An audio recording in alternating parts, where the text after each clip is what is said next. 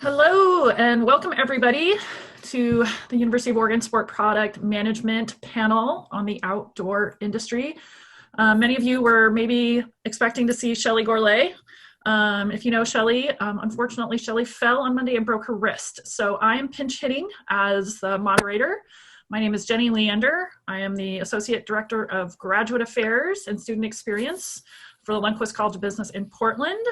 And we have three amazing alumni of the Sport Product Management program here today to talk to all of us a little bit about the outdoor industry, their roles, and a little bit about how the COVID-19 is impacting their lives and the outdoor industry. So I'm gonna toss it over to each of the panelists, and if you guys could introduce yourself, tell us where you are, your role, your company, and what year you graduated from the Sport Product Management program, if you remember.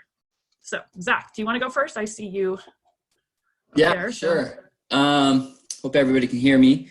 So I'm Zach Lloyd. I'm right now working with Kelty. It's an outdoor company, packs, tents, sleeping bags, camping accessories.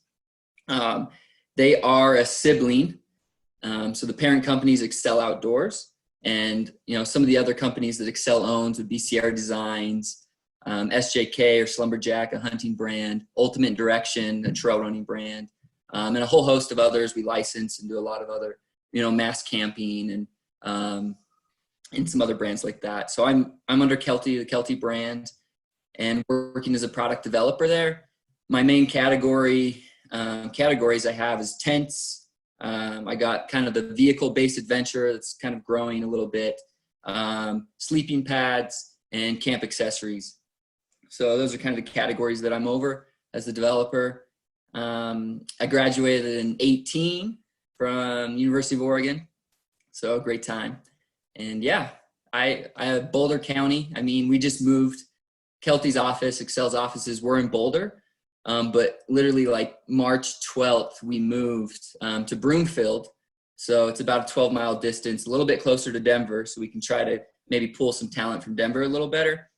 But we haven't been in the new office since. So we've, COVID kind of hit and the stay-at-home orders and all that. So we've been just working from home, and I'll occasionally go to the office to pick packages and samples up that are getting shipped there. Great. I'm just going to go by who I see on the screen. So Dana, if you could tell us a little bit about yourself. Yeah, I'm Dana. So I was in the 2017 class. So we were that first class guinea pigs.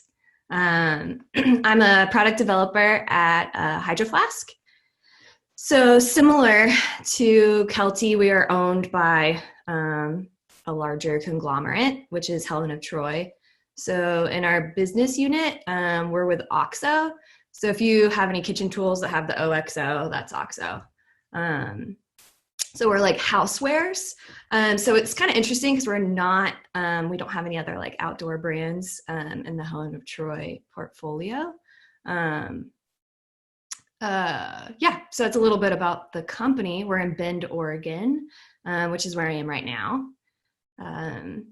I am a product developer as well, but I work in special makeup and limited editions. So I mostly do CMF stuff, which is color, material, finish.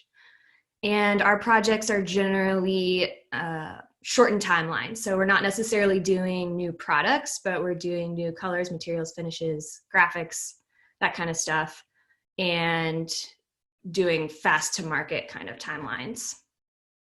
So with that, I do a little bit of inline color development. Most of my job is like color development and plastics and paints and that kind of stuff. So it's a little bit about my role. You were also one of the teams to actually take their product to market. We did a backpack thing. Yeah, so all that have heard about Odd Lot Labs, Dana was a member of that team. So for anybody that has questions, I'm sure Dana, you will be happy to get 50 LinkedIn requests after this for more conversation if need be. So Sara, how about you? Sorry, I was just laughing at the LinkedIn request.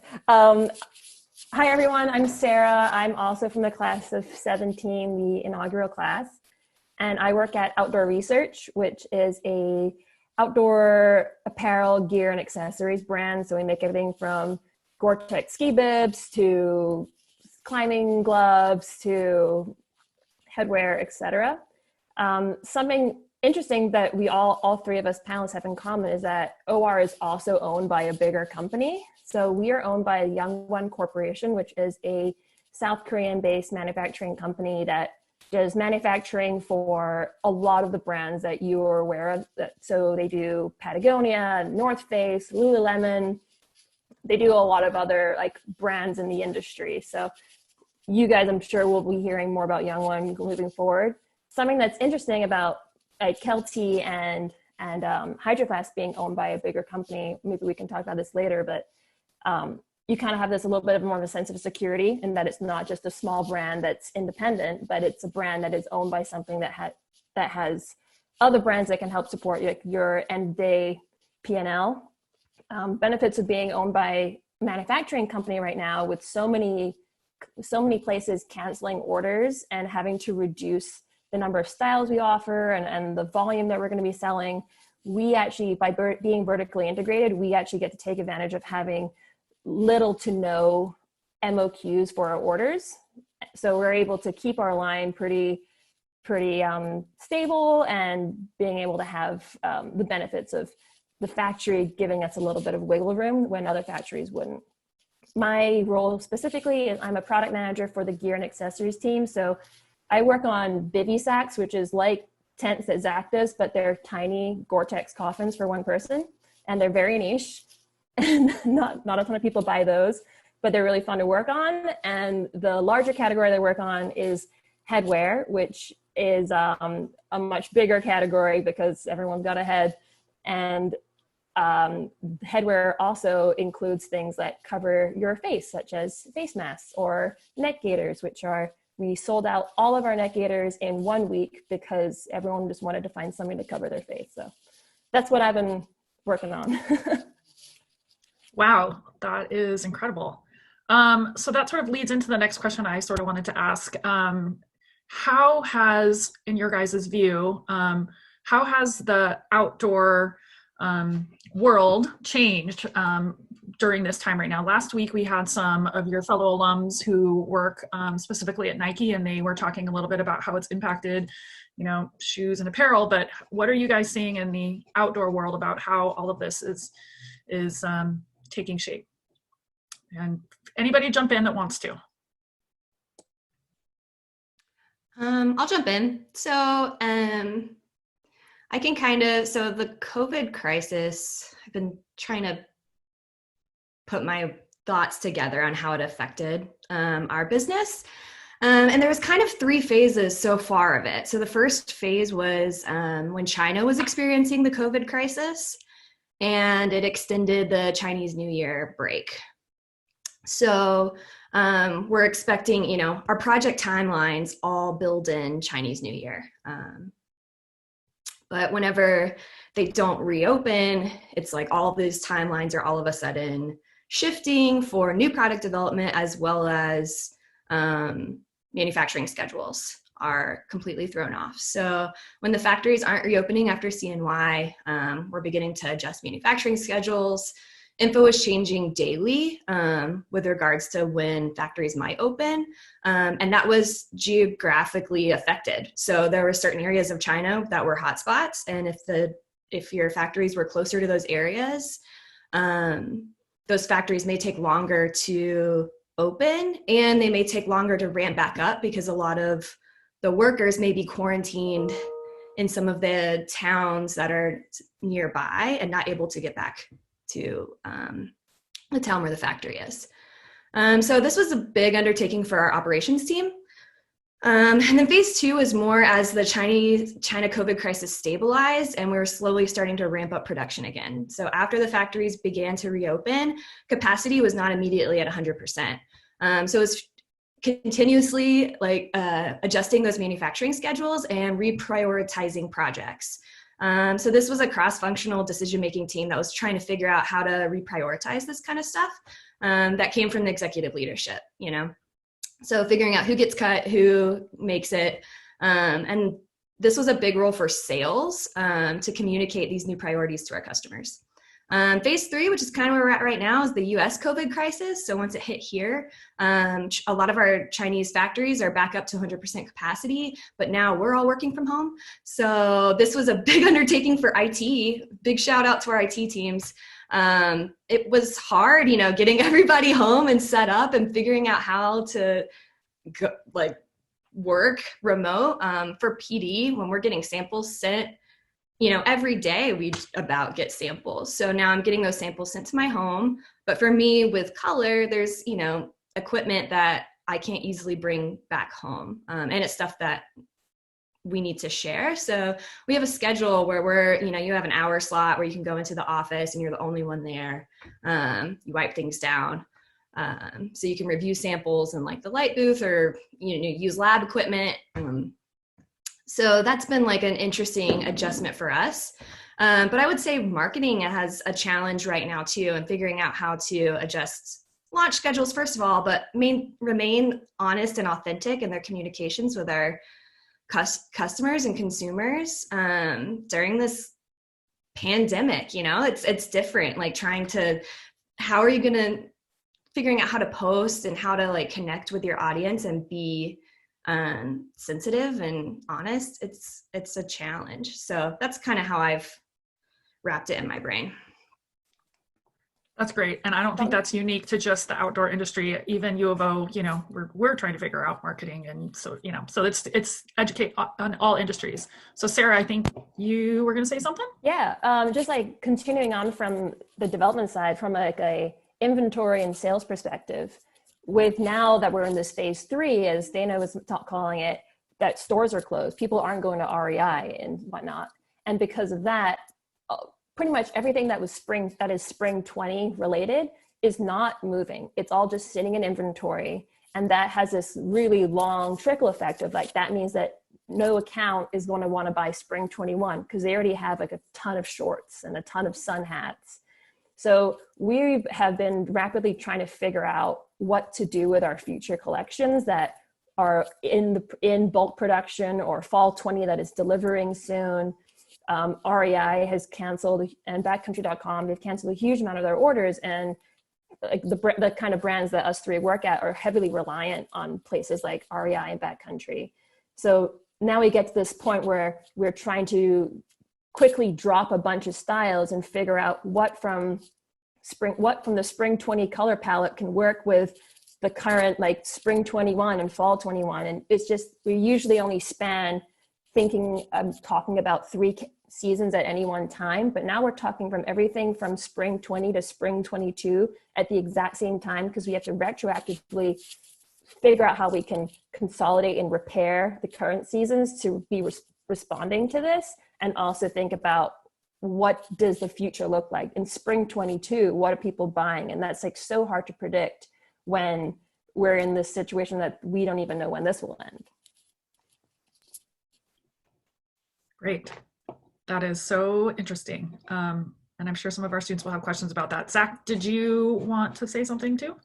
Wow, they covered a lot. And yeah, I just concur with all that. A specific example, how's it's impacting in all those ways. People aren't shopping, people aren't going to doors. Our customers, REI, like Sara mentioned, they're canceling orders.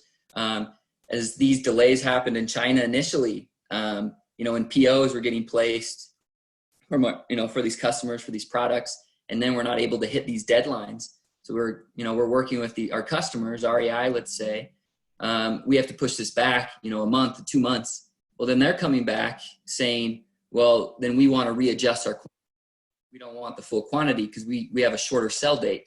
So let's cut back these quantities. Luckily, in some of these instances, not all, but Kelty, due to tariffs and other things that were, starting to grow in China, they were starting to diversify a little bit, their factory partners, and where product was being made. And we had already started down the road on some of this counter developing. And we were able to save some of this because we were able to get another factory to, rush an order through so they could hit the expected date that REI wanted it at. But it's constantly, it's daily changing. I feel like the executives, the amount of information they're trying to pull in and trying to, orient the business. And, priority number one for a lot of companies is how can we preserve salary? A lot of down the road, like our marketing spend has essentially been cut. So that's a lot of, traveling for photo shoots, a big PR event that we had planned to take, some of these new PR firms to go backpacking. A lot of this has been cut to preserve the money right now because we don't know how long it's going to go. What are the long-term effects? So I think that as well is an impact of the business is cutting a lot of these funds and looking at, our offices over in Asia, what type of travel can we cut from them? Is they're going to expect product? Is they're, working maybe auditing factories or going to these factory visits or having, some of our factory partners going to the Shanghai office. All this is getting cut and canceled and, definitely turning more virtual. But there's a lot of impacts for sure. Oh, cool. Very cool. Sorry, my dog is barking in the background. Apologies. So this actually kind of leads into one of the questions that Sara, I think that you had mentioned that is sort of an interesting topic right now in terms of like what we're learning about business models and distribution channels. And so I think if you want to talk a little bit about sort of that point, you were saying that some of the bigger, smaller brands were envious of the bigger brands, and now that is sort of flipped. Do you want to talk a little bit about that and tell us what absolutely. you were referring to? Yeah, it was something that I was thinking about, and that like this time last year, OR was struggling to think of like, how can we possibly grow our market share when Patagonia, North Face, Columbia, they have this huge brand presence. Like every major city has these stores, and they're able to capture full margin because they're not a wholesale based brand like how we are. And we were just kind of figuring out how we can capture market share. And that was the peak of our concerns at the time. Whereas now looking at it, like those brands are paying extreme amounts of money in rent. They're just sitting with a location in Soho and a location in Jackson Hole, and they're just paying so much money in rent. They've had to, unfortunately, furlough or lay off a lot of their employees, and the kind of complications that you get when you're at that scale. Whereas companies that are more focused on being direct to consumer or wholesale brands have almost been sheltered from a lot of the bigger hardships that some of the companies are facing, and that we are still we've shipped our wholesale stuff to other accounts. So we've been paid by these other brands such as REI, and it's sitting in their inventory. It's now their responsibility, but we were still able to get paid for spring 20 product. Whereas Columbia or Patagonia may have a ton of inventory that they're not able to move at all.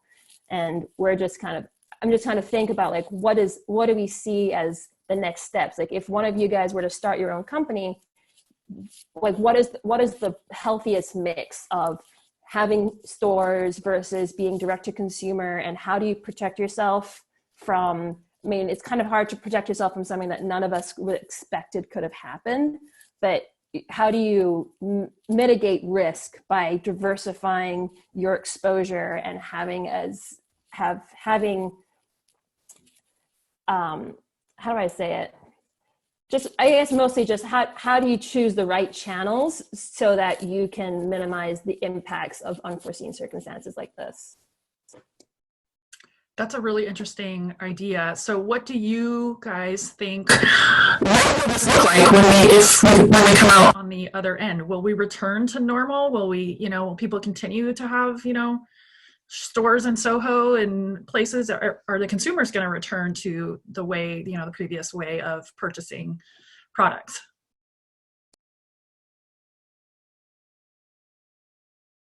Anyone? Anybody? Yeah, I'll hop on. You talk about market growth and, how can we build companies in the future, or, adjust ourselves to be prepared to mitigate risk if something like this happens again. And, I think it's in growth, right? What is growth? What do we value? A lot of times it's short-term profits. It's trying to grow as fast as we can, as big as we can. And, we're seeing that it's not necessarily sustainable that way, as we're taking massive hits and losing a lot of money. And maybe these smaller companies that are only DTC, maybe a little smaller growth, 100% of their income is from, online or something. They're able to kind of weather the storm a little better. So I think that as well is something we have to take into consideration is, what type of growth do we value, and how can we think more long-term about our growth and work in conjunction with the living systems, right, that are already out there, so that we're not overreaching, which can have consequences. As for consumers, I hope that as well is in their mind. I think there'll be, and we're already seeing a switch toward localization.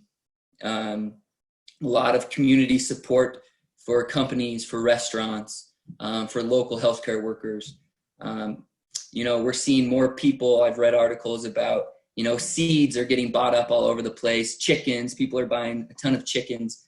So we're starting to kind of grow these local economies a little bit more. We're, because relying on international manufacturing, more international food.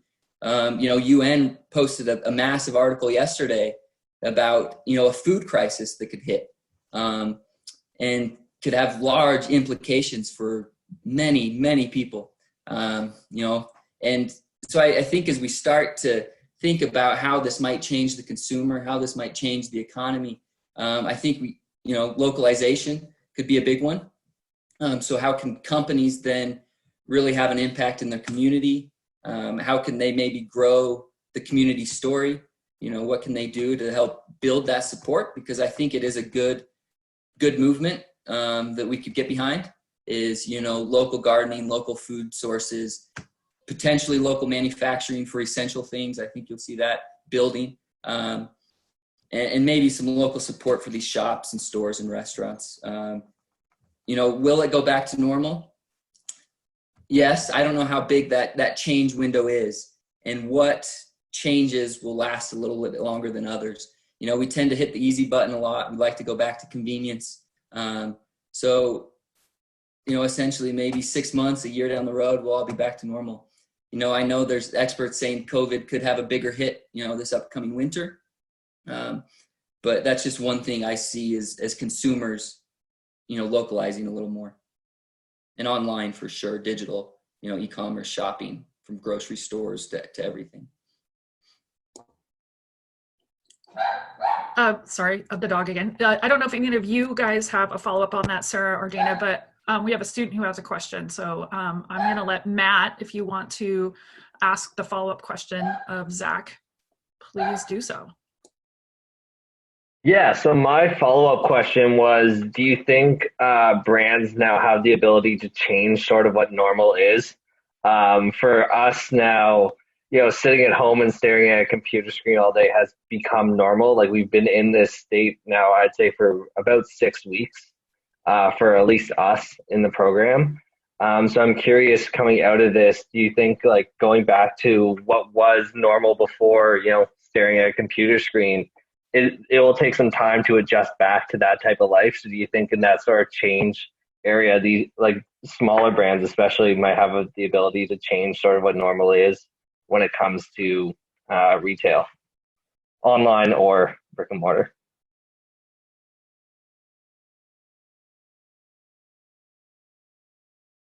Yeah, so I mean, I'd say there's kind of like two pieces of that. So for us, going back to work, and if it changes how we work within the office, I think, yes, I think there's, with this adjustment to working from home, productivity increases and creativity decreases. So that's really the trade-off. You get more done whenever you're sitting here by yourself. You're able to crank through stuff. But just like the natural creativity that occurs when you're able to go pop by somebody's desk and talk through something and figure stuff out, that's missing.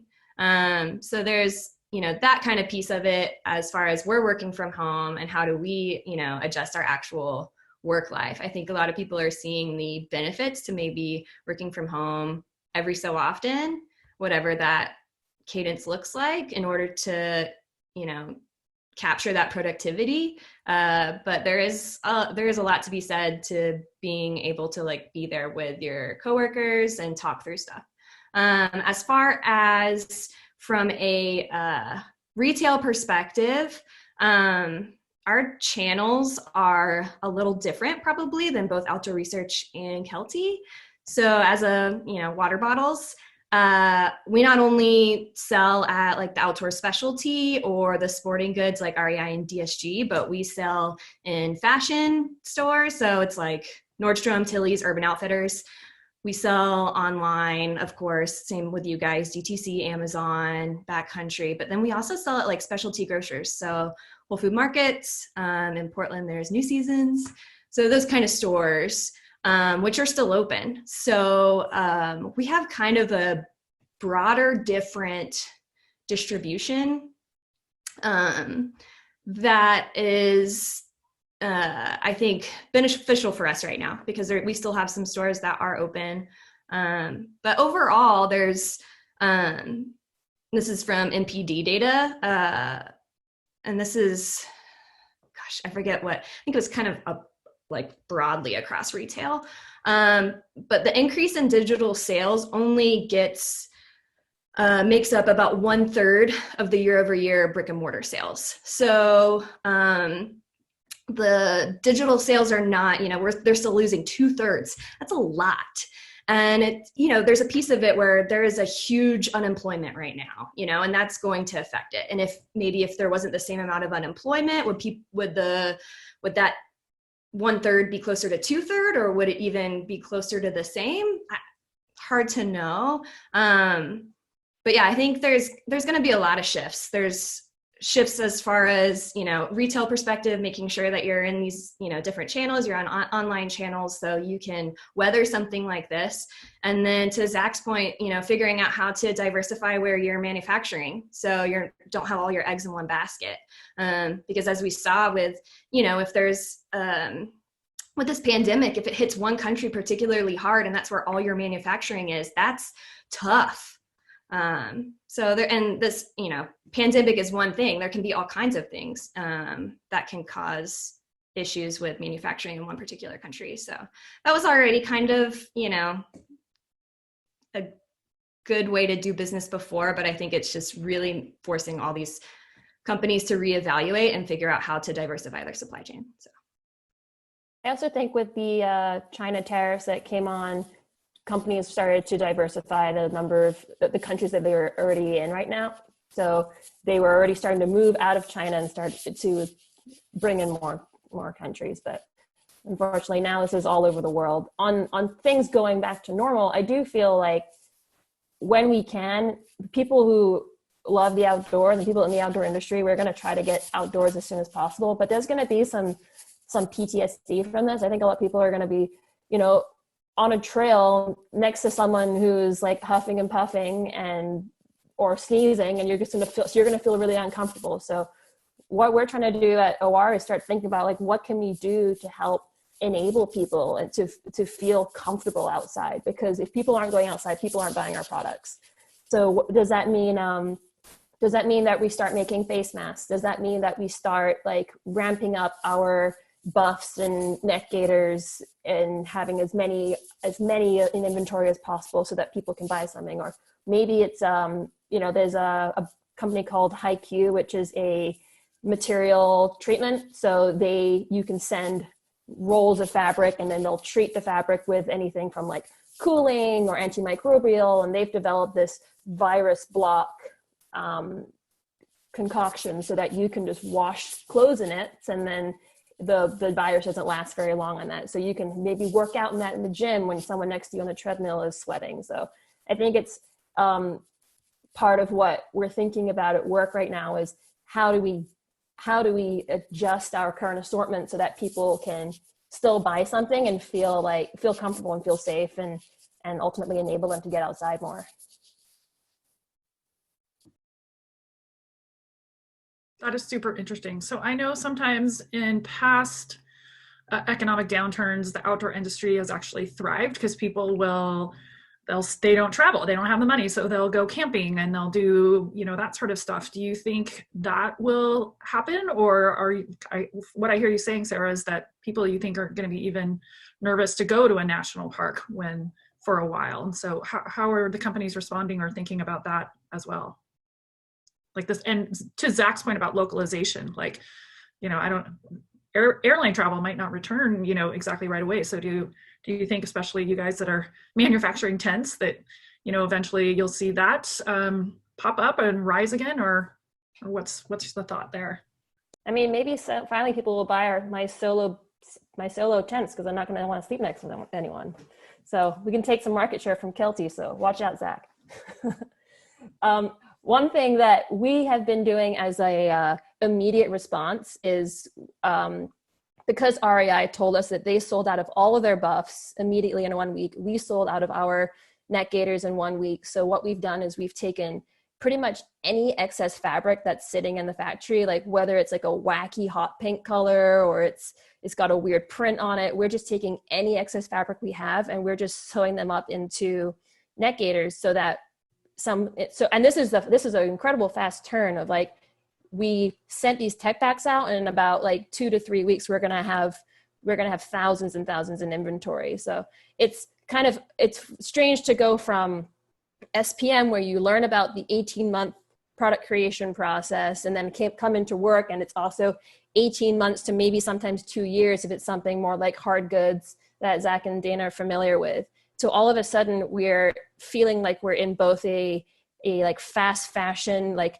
this was on the runway, it's got to be in Zara tomorrow, or consumer packaged goods of like, we need to buy huge quantities of mass and we need it right away. So it's adjusting our calendars and adjusting the way we think and the way we work. And that usually we're say like, okay, we have a neck gaiter and a couple more colors. Let's tell marketing in 2 months from now, to the point where we're like, we all have to be on a phone call, every department on a phone call, and we have to discuss every part of the product creation process, but at the exact same time, because it's all happening all decisions are being made in 1 hour, and then it's going out the door. So it's a matter of having extreme communication and being really nimble. And I think that's something that I can attest to, having experience at SPM, where you have this really good holistic understanding of the entire product creation process, because we're expecting designers to be on the same phone call as the sourcing team and the planning department, and to listen to a forecast, because that's the only way you can get this to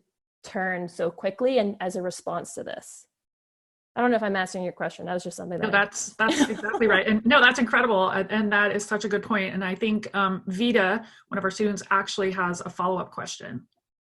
Yeah, to piggyback off of what Sara was saying about your guys' transition from the program to this industry, as you guys know, the program is much more apparel focused than hard goods, and more sports, traditional sports industry than outdoor. So I was just curious if there was anything that surprised you about the outdoor industry, or what that transition was like coming from the program.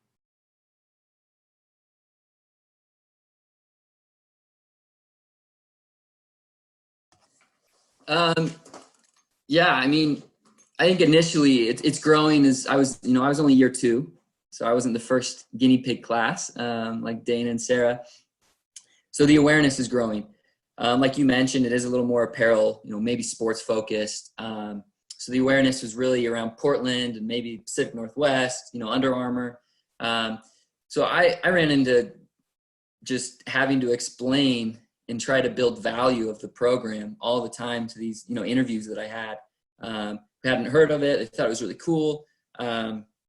So I think the awareness is growing as, year after year. And as more of us start to, graduates get in, these outdoor companies, and, you're able to see that.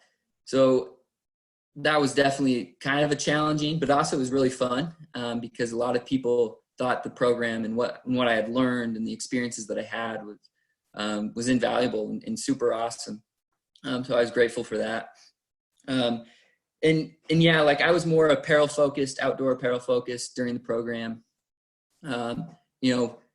but at the same day, you learn the principles, you kind of learn some of the processes and the tools, that your learning curve is just, it's really small. So you're able to pick things up a lot quicker than maybe, hadn't I taken the program at all. So I think that was a big benefit as well. Still a lot of learning though. I definitely, you're diving into a new product category, hard goods, something you hadn't seen. You maybe only used it, for me personally, I only used it right as a consumer. So now I've got to understand it as a developer a lot more, and the supply chain a lot more. And so, yeah, I think there was a lot more extra learning. I jump in on the side, materials and construction and all that. But at the end of the day, I think with the base that I had, from my education, definitely helped the learning curve. So it was positive and good. And like, I don't think it was probably any different than hopping into an apparel company or a footwear company. A lot of that stuff I would have had to do as well. So. I totally agree. There's going to be a learning curve no matter where you go. I wouldn't say that there's necessarily going to be a higher learning curve going into the outdoor industry, because each company has its own culture, its own way of doing things. But you're going to be able to speak the language, which is really the important thing. So everyone kind of has that, the general timelines, the general roles of like a product manager, a product developer, designer, that kind of stuff. You're going to understand the cycle, which exists anywhere you go. For me, like whatever your niche ends up being in the company, there's going to be a learning curve. I am like the color developer, and I didn't know anything about color going into it. But I've had to quickly become an expert. So it's something that, you'll have the opportunities, for training and that kind of stuff. And you're going to have to learn no matter where you go. But being able to speak the language is the best. And the network is really an important piece. So my hiring manager, I was pretty lucky, was on the board of the SPM program. For me, unlike Zach, I didn't have to explain the program. He already understood the value. He had been there since the beginning. So that was really helpful for me. I did have to, kind of walk through it with the other people I interviewed at the company. So really being able to tell your story and tell the story of the program is very important. But yeah, I guess that's kind of a little bit what I think. Something to add to that, I've actually had people that I've interviewed with in the past who'd say like, hey, like, is there anyone from the program who's graduating that you know of? Because I now have this role open and I know you have a job, but do you know anyone else? So to Zach's point, like the more people talk about the program, the more people know about it. So that's a benefit. I think something that you guys all need to think about is when you graduate and you enter the workforce, or when you go into your internships, you're going to be entering a very different world and a different industry from what it was when we entered it. And I think something to think about is, as much as a lot of people in Dana and I's class, when they graduated, they were very adamant of like, I only want to work on the really cool sneakers at Nike, which is like, that's great in a boom economy. But right now, the competitive advantage that you guys have that people in design programs or in development programs is that you guys have a much more holistic understanding of the entire process. So if there's a company that you really want to work for, just get your foot in the door and get any job and set out the 2-year timeline. This is the job I'm at right now. This is where I want to be. And these are all the steps and the promotions and the responsibilities I'm going to take on so I can get to my dream job, and just make it very clear. And you guys are all going to be able to hit the ground running really fast and compared to people in other kinds of programs. So as much as you may feel like footwear is so different from apparel and that might be tricky once you get in, that's something that you can learn the difference between the products, but it takes a long time to understand the actual process and of product creation. Thank you all. That is really great. So if you guys were in their shoes right now, if you were sitting, as a student in SPM during this time, what might you do? What advice would you give them, knowing that, it's gonna look different when they graduate? What advice would you give them right now as students? What can they be doing to make themselves more marketable when this is over and when they graduate the program?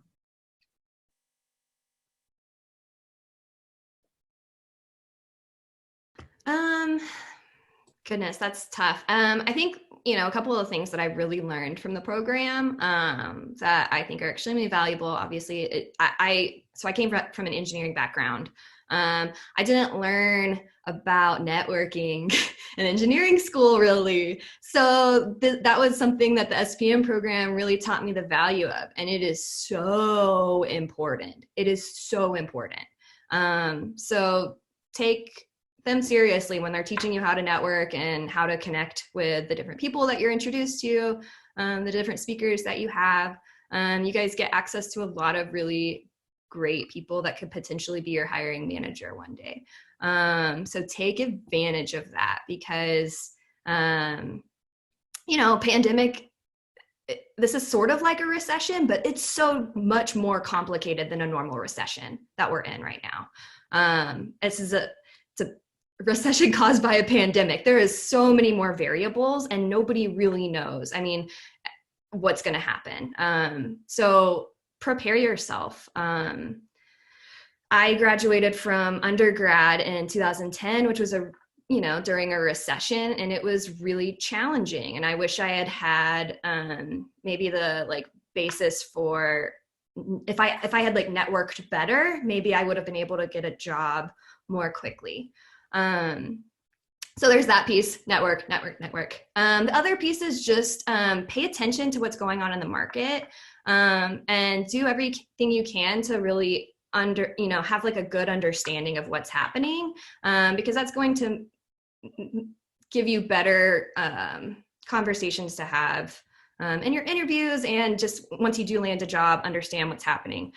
So things that do you guys have access to NPD?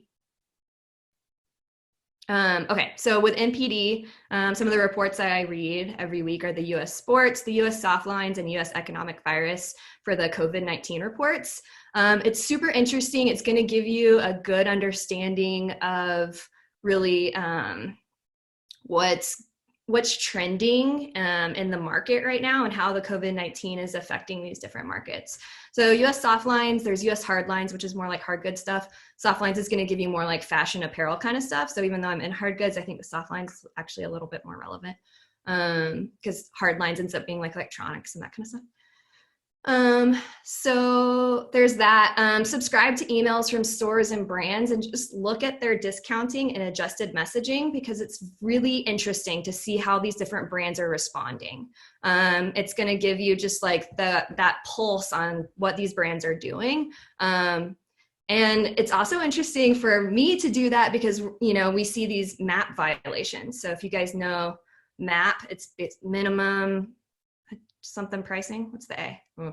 But it's basically, so you have a map that's set for your product. So, Nordstrom can't discount these products or REI can't discount these products more than we've allowed them to do. So you see a lot of MAP violations within, because people are discounting their whole website and that kind of stuff to try and move inventory. So that's a couple of things, just pay attention, understand like what's happening there. And then don't discount social media. So it's a great way to kind of get anecdotes on how people are behaving and how they're spending their money and their time. So it's easy to kind of get sucked into scrolling, but treat it as, like research. Try to follow accounts and stuff that really represent maybe consumers that you would be looking at, and treat it as research. So. That was great. Sara, did you have something you want to say or you were just waving? No, I was saying, Dana, that's awesome. Yeah, that was a lot. I'm getting some things in the chat about NPD and all the stuff. So can you say it one more time, Sara, or I'm sorry, Dana, what you said, NPD and the reports that you read, could you say it one more time so people could write it down? Sure, yeah. So the NPD report, so it's the COVID-19 reports, and it's US sports, US soft lines, and US economic virus. Those are the three that I look at. You can also look at US hard lines if you really want to go after it, but US soft lines is probably the most relevant. Zach or Sara, short, like you can just scroll. Zach or Sara, do you have any resources that you are looking at right now that you are you check every day, whether it's even if it's like an Instagram account or something that you guys look at to kind of keep up with what's happening? Yeah, no, I think it's great to be informed, and especially during this massive time of change, and trying to figure out what the new normal, if there will be a new normal, like what that will look like. So being informed through all those things Dana said. I think LinkedIn could be a good source as well. I've seen a lot of interesting articles, surveys. I read one yesterday about, it was a survey with like Gen Z, millennials, Gen X, and what, restaurants, big events, outdoors, like where will they feel the most comfortable going post, maybe these soft openings and stuff. And obviously the big events and large gatherings, traveling, international travel was one of the lower ones as well, where people are going to be, most scared to go back to. So I think you can find a lot on LinkedIn. I found some good sources there. I follow, for example, Davis Smith, the co-founder and CEO of Cotopaxi. And I followed some of his posts. He initially came out talking a lot about how he's had to lay off retail employees, and this is happening to my business, and what are these impacts? And then you start to see comment, see them. Follow him. Yeah, Davis Smith is awesome. And then you also see, he's been doing a lot of these creative ideas to try to find solutions to keep his employees employed. He's partnered with a local company to send his employees to help them to start to build, I think, masks or some PPE equipment. So yeah, LinkedIn, I think, could be a good resource to see what some of these companies are doing and what other people are posting. And then, the news, be careful, but you can find some good news. If you like one source in particular, try to check out, 2 or 3 more to see it, their viewpoint and their opinion on the subject. Try not to stick to one place. There's definitely a pecking order there. So. Sara, how about you? Anything that they missed? I just wanted to add to Dana's point about networking. You may not be able to, if you reach out to someone right now, they're not going to have any jobs to offer, but they have a ton of time. So I recommend just reaching out to one person a week for informational interviews. Yeah, that guy, that one. People are sitting at home and they're bored, and people love to talk about what they do and love to hear what other people are interested in. So maybe set yourself a goal of, for the rest of the term, have one informational a week, because who's going to say no, I'm too busy right now, right? That's awesome. I want to give some time. I don't know if any other students have questions, because we have about 10 minutes. So does anybody want to ask a question of our panelists? And I'll give it a second, because sometimes I know. Yes, Charlie, thank you. Yeah, I have a question, because we're kind of all going through the internship thing, and obviously a lot of them have been canceled and stuff. Just curious, what your guys' internships were and how you guys felt it transitioned to your careers. And I know it might be a little different for Zach and Dana, because you guys are in the hard good developing side. Thanks. I can go first. So I had my internship at Patagonia, and what's funny is one of the things that I worked on was to evaluating if a product extension towards making hammocks was a good idea or not. And in retrospect, that is so not anyone's concern, is whether or not a hammock would sell. So it's kind of funny to think about the things that were so important to me then, or have very little importance right now. I was fortunate that it's a brand name that a lot of people have heard of, so that kind of gave a little seal of approval on my resume. So I was very fortunate in that, but from experience of interviewing people and being on the hiring side, you don't always have to have a big brand. I think really what people are looking for, even if you're not able to get an internship, but you're able to just do a project with someone, people are really looking for the impact you had. So we had a group of U of O students from the previous class who did a project with us, and they had a huge impact, and they gave us a lot of really amazing information when they worked with us that they presented to the CEO, and the CEO keeps asking like, oh, what are these girls doing? Like, what do they see is going next? So I recommend just finding a way to have an impact. And I think with everything going on right now, if you could just reach out to a brand and say, hey, I have an idea. This is the idea. This is how I'd like to do it. And this is who I'd like to present it to. Do I have permission to follow through? Because this actually was a recommendation from Marin, is that people don't want to say, hey, can I have a job? And then they have to figure out what that job is. They want you to say, this is what I want to do for you. And they just want to give you the thumbs up or the thumbs down. So I think that was a really amazing feedback that I got from Marin. And the next thing I was thinking about, and Dana, maybe you can speak to this more, is I'm starting to feel that when I applied for an internship, I thought, I want to be a product manager. So I want to have my internship in product management. But now looking back, I feel like having experience and an internship in manufacturing for the world we're in right now, where US manufacturing is becoming a much bigger thing. People are trying to do quick turn products, but maybe borders might be closed in the future if the pandemic goes on, or if more pandemics come in the future. So we're starting to rely on local manufacturing, local mills and suppliers. And if we were hiring someone for a product role and they had an experience on the manufacturing side, that's a huge plus. Though I know it's probably kind of hard to get an internship at a factory right now. Yeah, so I'll go off of that. So as Sara alluded to, I was in the manufacturing side. So I had an internship at Qinglu, which is a footwear manufacturer in Vietnam. And I really enjoyed it because it definitely exposed me to the whole manufacturing of sports product, the good, bad, and ugly. I think footwear in particular is pretty interesting because there is kind of a like soft and hard goods component because of the midsole. So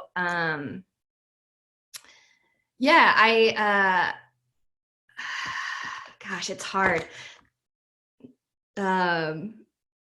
I think for me, it definitely helped on my resume show my resume was weird because there wasn't like a clear red thread. So I worked at a medical device company before this.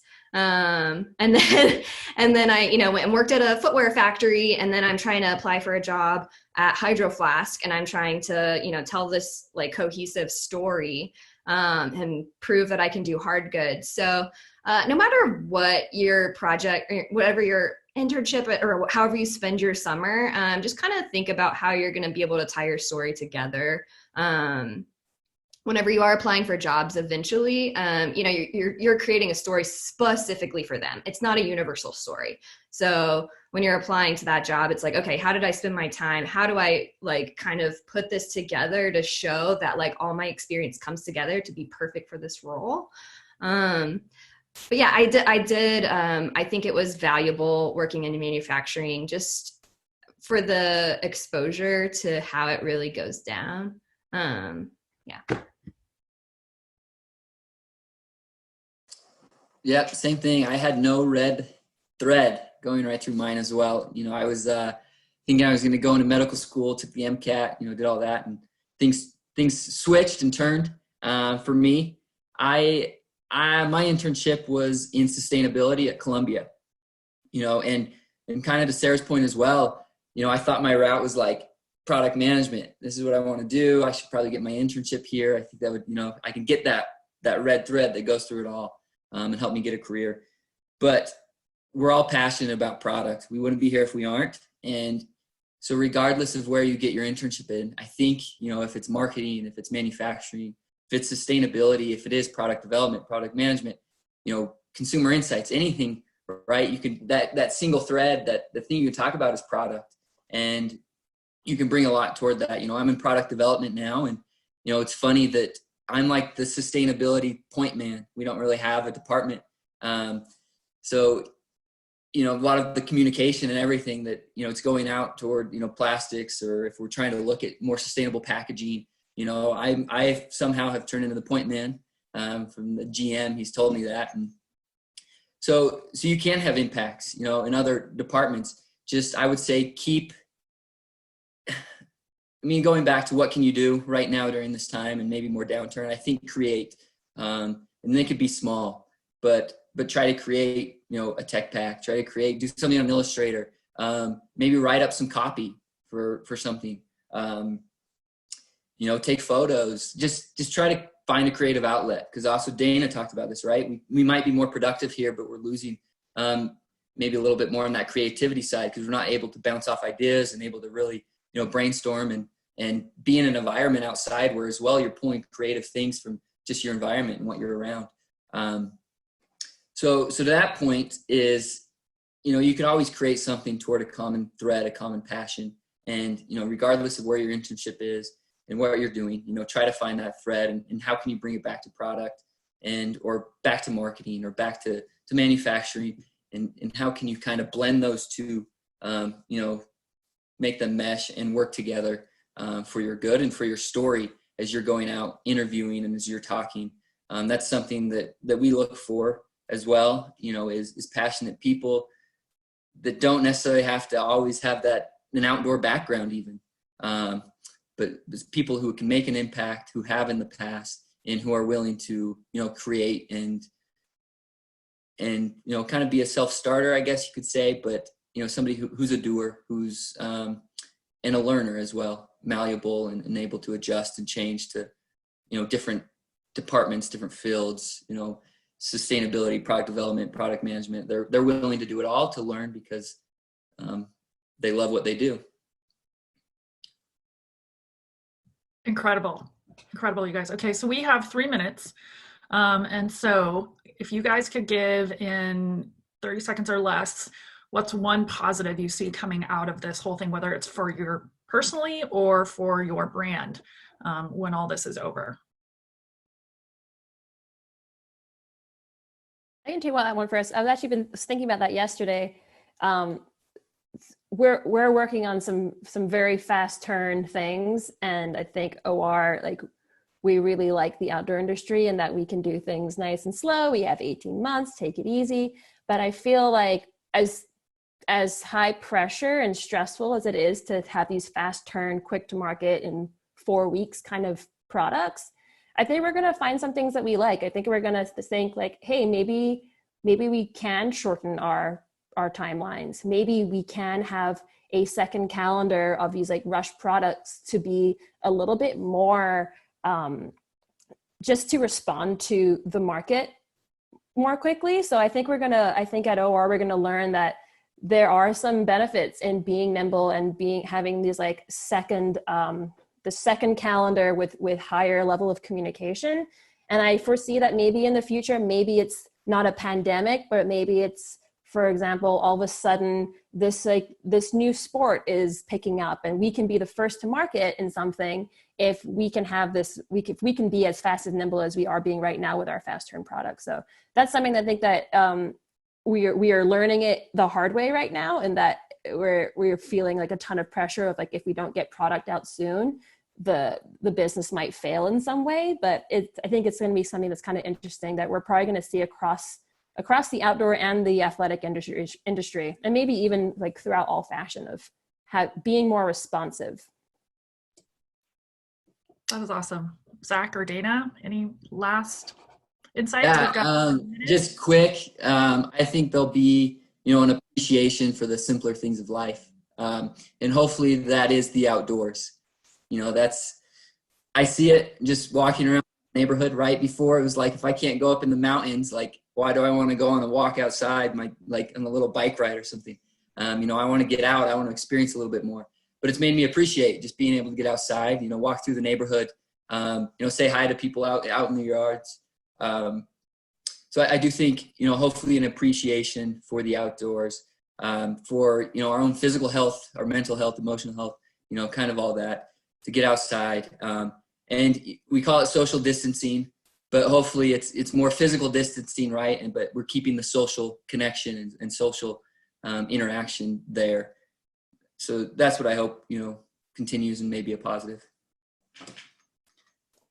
Great. Dana, you want to say something real quick? I echo both of those. Those are both great. Practicing gratitude personally has been really key through this. And And then from a business perspective, I totally echo Sara, and I think it's really exposing some of the maybe the weak points that we had as far as how we can adjust to something like this. From a sourcing perspective, from how our operations team is able to respond to these kind of things, and how our product team. So I think it's making us really think about how we can be safer in our business. And, to Sarah's point earlier, like making these decisions to like lessen impact whenever these kind of emergencies and things happen. So those are some positives. Awesome. Okay, well, I want to thank all of you for coming today and giving us your time. I know the students appreciate it. We appreciate it.